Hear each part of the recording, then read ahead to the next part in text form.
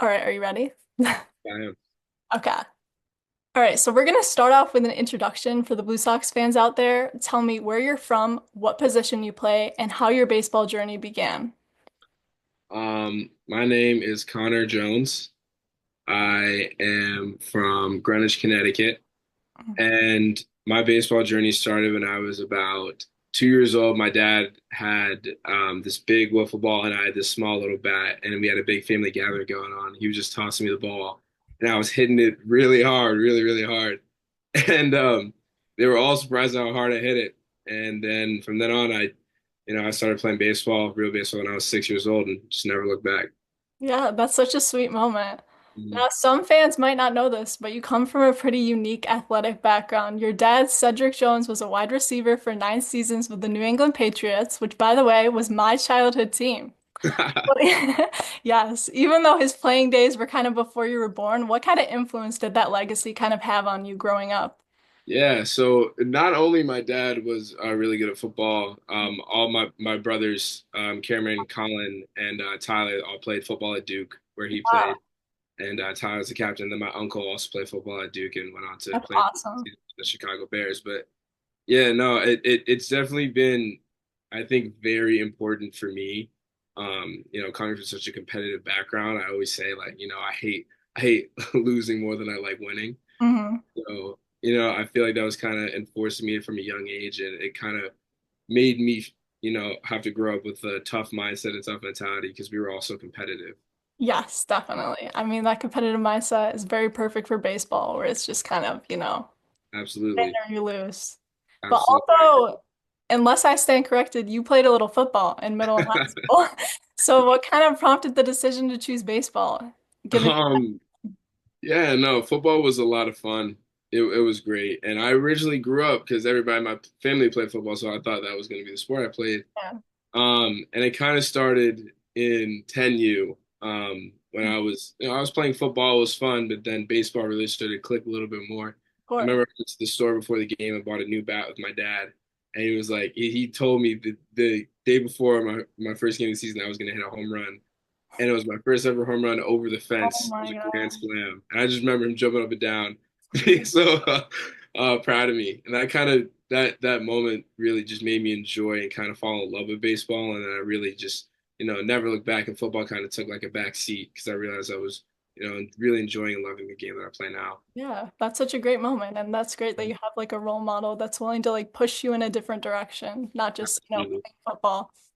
So you currently attend Winchendon School in Massachusetts, but before you attended Brunswick School in Connecticut, your home state. So I know that they're both known for like rigorous academics and like elite sports programs, but how have these environments kind of shaped your idea of like being a student athlete too, like balancing the academics and athletics? At Brunswick, it was a day school, and I only lived like 10 minutes Uh, from it. So it's different than Winchendon. Winchendon's a boarding school. mhm. I lived 3.5 hours from Oh, home. So wow.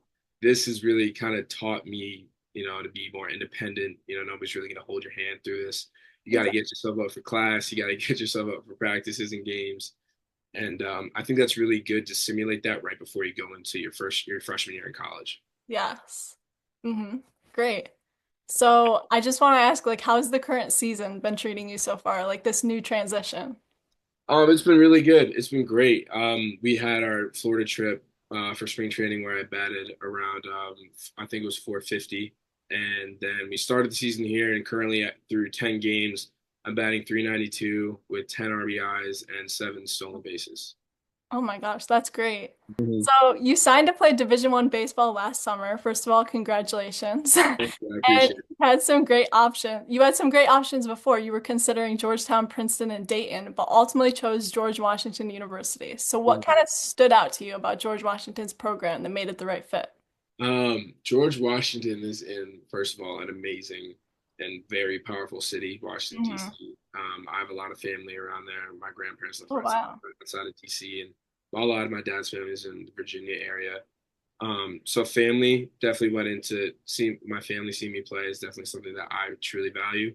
And in that conference, you get to go down through Virginia and North Carolina, and that's where a lot of my dad's family lives. Hmm. So that was great. And the coaching staff was just unbelievable when they took me on my visit in July. and we immediately felt like I we were not only like my parents felt like they were turning me over to people who genuinely cared about me as a person and a player, but it just felt like home immediately when I stepped there. And I truly love it. I think the coaching staff is unbelievable. Coach Jennings is the one who actually recommended me for the Utica Blue Sox, and he played on the Utica Blue Sox. Oh, So wow. Yeah.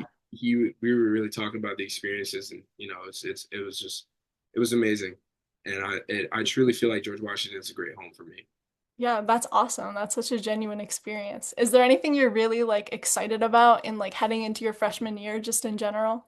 I'm really excited just to meet a lot of people, new people, be in a different part of the country. I'm really excited to be, just have my eyes open to a lot of different, people and coaches and everything like that. I think that's awesome. I'm so excited to get down there and play baseball, man. I'm itching to go down to Foggy Bottom. Of course, yeah. Well, it'll be here soon enough. Is there anything like you plan on studying or are you going to go undeclared? I am thinking about studying human services and social justice. Oh, I think that's something that's a really cool topic for me, talking yeah, about like civil definitely. rights era and learning all about Mhm. that stuff. So I think learning about that is something that's really cool, and I would love to pursue that in college if I could. Yeah, that's awesome. And there's such great careers in that field too. Mhm. So you've played in some of the top national showcases too, like the Hank Aaron Invitational and the PBR Futures Games, one of the biggest college scouting events in the country. So what did these experiences like mean to you? And how do you stay calm during high stakes moments like these? Yeah, no, I think that Hank Aaron was one of the best Wow. camp slash showcases that I think a kid can ever go to. Hmm. It is so amazing to have legends who played the game before you coach you every day from it could be 6 a.m. to the end at 7 p.m. It's unbelievable. I personally love being coached by Marquise Grissom and Coach Luke Collier. They were amazing. Wow. I think the Hank Aaron Invitational is so heavily populated with the top players in the country that it really like shows you where you measure up to them. I was always kind of say like, okay, if I can hang in with this guy, I know I can play at his level. I think Hank Aaron really opens your eyes there, and so does the PBR Futures Games. Hmm. Those are the top kids that are being selected from the state to represent that state, and it's I think it really shows you, what level you really can play, and how you're measuring up at that moment and what you need to build off of. So I really think that it's important for a lot of kids that they want to see where they stack up and keep that competitive edge to go to those showcases. Yeah, and 2021, like, oh my gosh, you were so young. That's great. That's awesome. And I heard Ken Griffey Jr. was also like a You, spokesperson there. Did you get to meet him, hear I him? did. I asked him actually Wow. a really That's funny question. He did a little speech and then a Q&A yeah. afterwards. And there's this famous story about Ken Griffey Jr. calling off his dad in the outfield and That's stealing a catch from him. And at that time, Ken Griffey Jr. was living with his father while they were playing. oh my And gosh. he did that, and then Ken Griffey Sr. supposedly came in the dugout and said, "You're grounded." That's And I just asked him, I said, "Is it really true that your dad came in the dugout and said you're grounded?" And it was hilarious just having that interaction with that's Mr. so Griffey. He funny. played And he such a grace. That's pivotal role. awesome. He played Yeah. such a pivotal role in me choosing, play center field and outfield, Oh my watching some of the gosh. tapes. My brothers love him. They're the ones who really introduced me to him. So. That's so awesome. That's such a great story. So speaking of like high stakes moments like that, I don't know if this still stands true, but you clinched the leadoff spot in the batting order last season. So what qualities do you think like makes a good leadoff hitter and how do you kind of approach the role? So for me, well, first of all, high stakes. When it comes to high stakes, I think that, just reminding yourself like this is the moments that you want to be in. Like Nice. you don't ever want to be in the bottom of the ninth and you're the shortstop. You don't ever want to be saying, "Oh God, I hope the ball doesn't get hit to me." And this is the moment you want. You want the ball to get hit to you so you can make the play. Hmm. So I think like just telling yourself that over and over, I think is really important in restoring that self confidence. And I think that being a good leadoff hitter is something that is really, I think, a little bit underappreciated right now in today's game, where it becomes home runs and launch angle and everything. I think being a great leadoff hitter is something that's truly like one of a kind. You gotta be really good with plate discipline, be able to pick up, the pitcher's tendencies, the movement of the ball. You got to be able to sometimes you got to get on. You got to figure out a way to get on Of a lot course. of time, put the ball in play. And I think that's really underrated in today's game because especially at a high school level where I'm playing. If you put the ball in play, there's a pretty good chance you can get on base. Hmm. So I think that's truly something that a leadoff hitter needs to have and I really value. Yes, self-compassion and being hyper aware. Those are very good qualities. So are you the starting center fielder for your high school team? Currently, right now, no, I'm in left field because there's a Oh, junior. you're in left field now. Okay. Well, I was gonna ask you like what kind of drew you to that position, but what kind of drew you to the outfield now? Like what do you enjoy most about playing in the outfield? Personally, I think the outfield is it's so much fun. I think it's so much fun. I personally love running to go get a fly ball. Yeah. I think it really stems from actually that football background and me being a receiver and running to catch a go route. I Yes. really love that stuff. I feel like, catching a fly ball or diving just to make a great play is such a fun thing to do. I try to pride myself on my defense and, my lack of errors through the years. And so that's something that I really take pride in. I truly do love just tracking the ball into your glove. That's super awesome. And then going to boarding school, I can only assume that you have to be like pretty close with not only your classmates but your teammates. So what do you value most about like these relationships that you formed over the years? Oh man, these guys up here are some of the I will say some of the most important people I think I've met in my life. Because they took me in with open arms. And I can't thank the school and I can't thank them enough.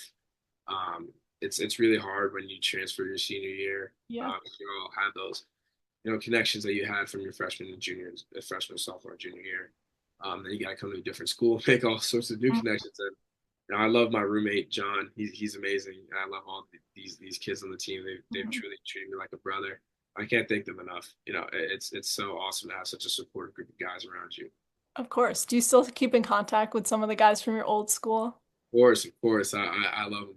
I love them all. it's a I talk to them all the time. I check in on how they're doing, and That's awesome. I try to see them whenever I can.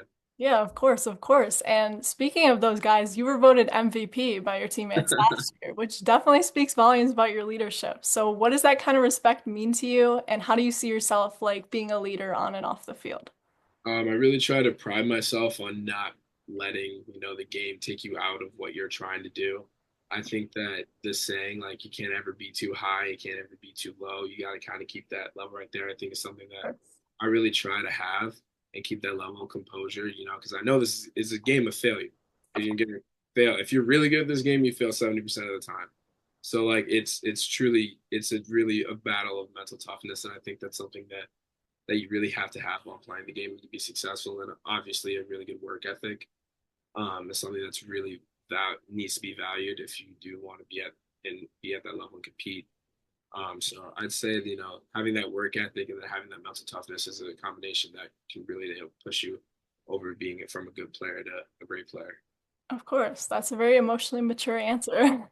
So we're gonna get into mentorship and influences, which you kind of dug into this, but I was gonna ask, who is a professional MLB outfielder that you look up to? Maybe it could be Ken Griffey Jr. Maybe you could think of a different answer for this. And is there Yeah, a specific skill or moment that you kind of study or try to emulate?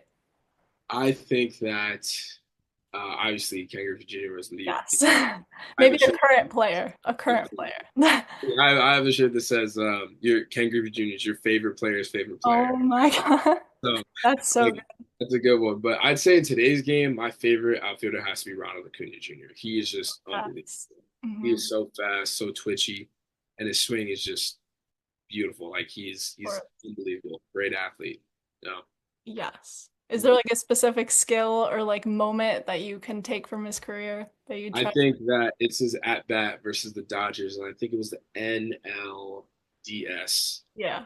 in like 2021 or something like that. And the bases were loaded. It was at Atlanta. The crowd was going crazy. Mhm. I think Walker Buehler was on the mound. He threw him like two balls and then a strike and threw one at his head. And he ducked down. And then the next pitch, he had a home run on, Oh and my it God. was insane. That's insane. Yeah. I hope he gets off the IL soon, honestly. Seriously, Need him he's back. such a talent. He's a great talent. Exactly. And of course there's like kind of a competitive edge you get from growing up in an athletic family, but there's also like that inspiration too. So whether it be your dad or maybe like another athlete in your family, has there been like a piece of advice that has kind of stuck with you going through your baseball career?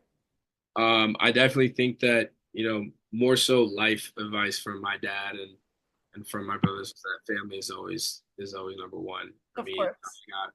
I got so much experience, so much just why just so much intelligence from my family because they've been through a lot of the experiences I'm going through.